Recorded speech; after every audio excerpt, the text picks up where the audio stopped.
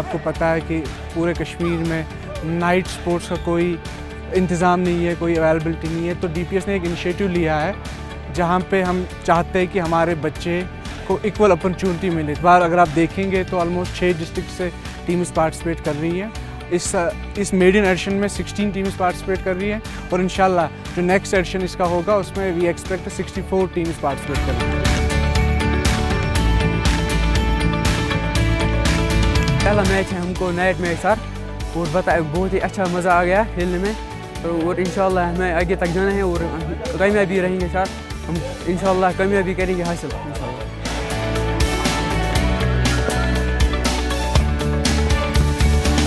आज के मैच में हमने 6 गोल मारे, जाकिर ने 2, हुसैन ने 2 और मैंने 2 गोल मारे और लाइटों के सामने बहुत ही मज़ा आया खेलने में और हम इंशाल्लाह आगे इससे भी और मैच जीतेंगे।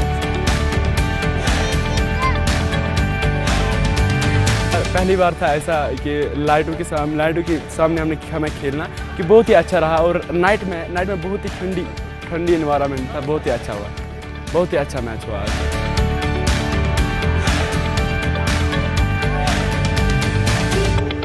और हम चाहते हैं कि ये मैच और ऐसे इवेंट्स और ऑर्गेनाइज हो डीपीएस के द्वारा। इसके बगैर गवर्नमेंट के लेवल पे बड़े इवेंट्स ऐसे नाइट स्पोर्ट्स में हो।